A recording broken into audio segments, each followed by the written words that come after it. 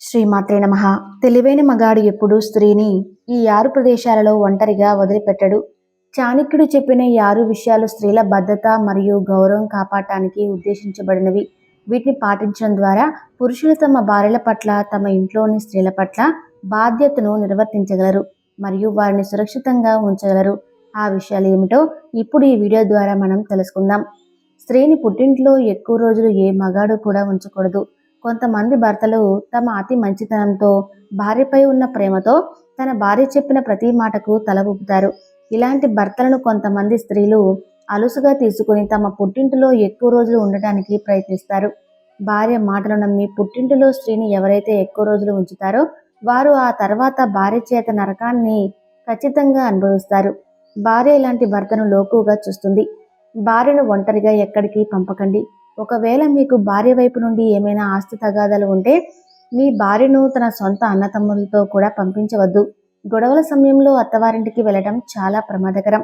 ఒకవేళ ఎలాంటి మనస్పర్ధలు లేనప్పుడు తన అన్నతమ్ములు, తండ్రి లేదా తల్లి వెంట మాత్రమే పంపించండి.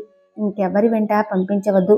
అలాగే భార్యను మార్కెట్కు కానీ ఇతర ప్రదేశాలకు కానీ పంపేటప్పుడు నమ్మకస్తులైన ఆడవాళ్ళను తోడుగా పంపండి.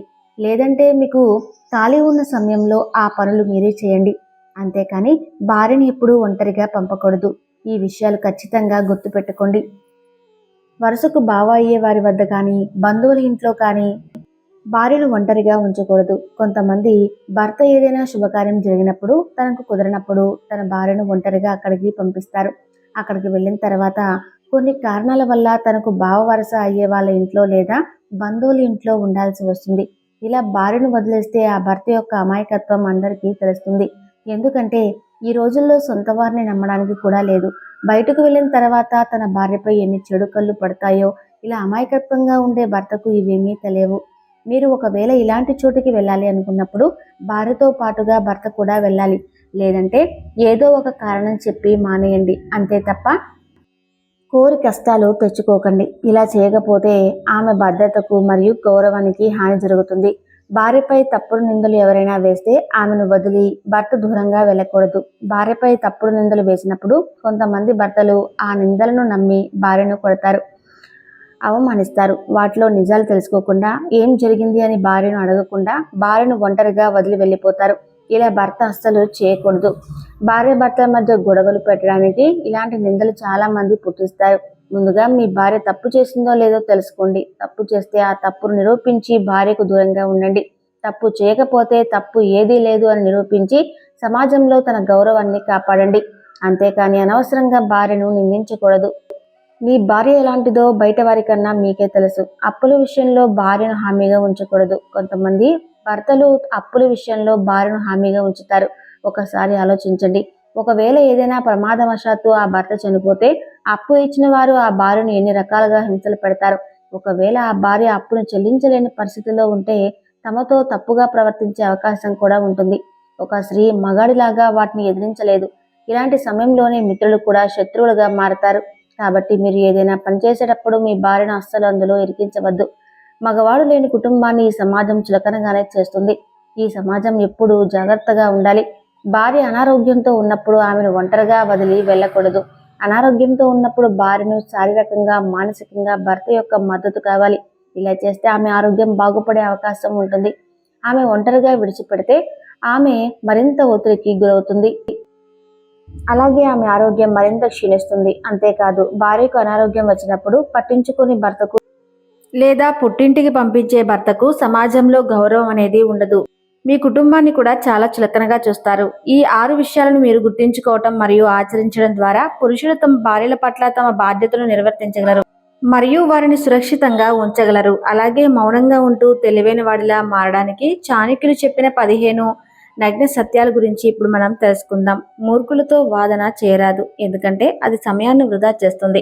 ఒక మూర్ఖుడిని వీధి కుక్కతో పోల్చుకుని వదిలేయండి, అంతేకాని దాని దగ్గర ఉండి అరవద్దు. ఇది మీ బలహీనతను అందరికీ తెలిసేలా చేస్తుంది. రుణం, శత్రువు, వ్యాధి వీటిని తక్కువగా అంచనా వేయకూడదు. ఎందుకంటే తీసుకున్న అప్పు సమాజంలో గౌరవం తగ్గిస్తుంది. శత్రువు మిమ్మల్ని పతనం చేస్తాడు. వ్యాధి భారం కలిగించే సుఖాలను దూరం చేస్తుంది. కాబట్టి తెలివైన వాడు ఎప్పుడు వీటిని త్వరగా తొలగించుకుంటాడు. మీరు మాట్లాడుతున్నప్పుడు ఎదురుగా ఉన్న వ్యక్తి అటు ఇటు చూస్తుంటే మీ మాటలు అతనికి భారంగా అనిపిస్తున్నాయి అని అర్థం. ఇలాంటి వారికి మీరు చెప్పే మాటపై నమ్మకం లేదు కాబట్టి ఇలాంటి వారి వద్ద ఎలాంటి సమయాన్ని గడపవద్దు. ఎందుకంటే వీరు సహాయం చేయరు. తెలివైనవాడు ఎప్పుడూ ఇతరుల తప్పిదాల నుండి జీవిత పాఠాలను నేర్చుకుంటాడు. ఎందుకంటే అన్నిటినీ స్వయంగా అనుభవించి నేర్చుకుంటే వారి జీవితకాలం సరిపోదు అని వాళ్ళకి తెలుసు. అందుకే ఎదుటి వారి నుండి చూసి ఎక్కువగా నేర్చుకుంటారు. ఎక్కువ ఆశలు జీవితంలో ఆనందాన్ని దూరం చేస్తాయి. ఆశ లేని జీవితం ఆనందంతో నిండిపోతుంది. కాబట్టి మీరు ఎక్కువగా ఏది ఊహించుకోవద్దు. ఎక్కువ మమకారాలు బాధలను కలిగిస్తాయి, విజయానికి దూరం చేస్తాయి. కాబట్టి ఇలాంటి వారు మనుషులకు దూరంగా ఉంటారు. కలియుగంలో ధనమే నిజమైన బంధుత్వం. మన వద్ద ధనం ఉన్నప్పుడే స్నేహితులు, బంధువులు మన చుట్టూ ఉంటారు. ధనం ఉన్న రోజు తప్పులను కూడా ఒప్పు అని చెబుతుంది ఈ సమాజం. అదే ధనం లేదు అని తెలిసిన రోజు ఒప్పును కూడా తప్పుగా చూస్తుంది. నమ్మకంతో పనిచేయటం చాలా ముఖ్యము. ఎందుకంటే పూర్తిగా అదృష్టం పైన ఆధారపడటం అనేది తన కాలపై తానే గొడ్డలు వేసుకోవడం వంటిది. అదృష్టంపై ఆధారపడితే పని సరిగ్గా చేయలేరు. కాబట్టి నమ్మకంతో కష్టపడండి. విజయం మీ కాల వద్దకు వస్తుంది. విద్య అసలైన స్నేహితుడు. విద్య ఉన్న చోటే గౌరవం ఉంటుంది. విద్య లేని వాడికి గౌరవం తక్కువగా ఉంటుంది. శత్రువు బలహీనత తెలియకపోతే అతనితో మిత్రత్వం సాగించాలి. ధనం, శరీరం, బంధాలు తిరిగి పొందవచ్చు, కానీ జీవితాన్ని మాత్రం కోల్పోతే తిరిగి పొందలేం. సింహం నుండి ఒక గొప్ప గుణం నేర్చుకోవాలి. ఏ పనిని చేపట్టినా పూర్తి శ్రద్ధతో, ఏకాగ్రతతో చేయాలి. తక్కువ తెలివైన వారిని నమ్మడం పెద్ద పొరపాటు. ఇలాంటి వారికి తెలివితేటలు లేక పనిని సరిగ్గా చేయక నాశనం చేస్తారు. కొంతమంది భర్తలు భార్య ఏ తప్పు చేయకపోయినా తనను కాలి కింద ఒక కుక్కలాగా చూస్తారు. దీనివల్ల తన ఆధిపత్యం పెరిగిందని అనుకుంటారు. ఇలాంటి పనులు వారిలో మూర్ఖత్వాన్ని పెంచుతాయి.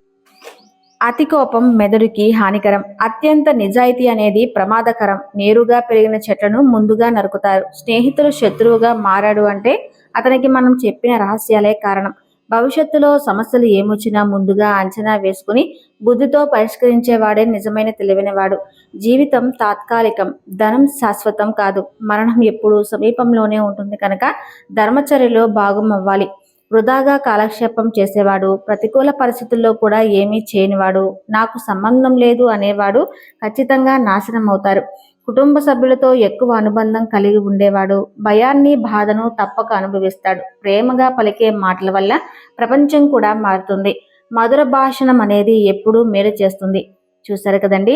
ఈ వీడియో కనుక మీకు నచ్చినట్లయితే ప్లీజ్ లైక్ చేసి మీ ఫ్రెండ్స్కి షేర్ చేయండి. అలాగే మా కొత్త వీడియోస్ మీకు వెంటనే చేరాలంటే మా ఛానల్ను సబ్స్క్రైబ్ చేసుకుని పక్కనే ఉన్నటువంటి బెల్ ఐకాన్ను ప్రెస్ చేయండి. ధన్యవాదాలు.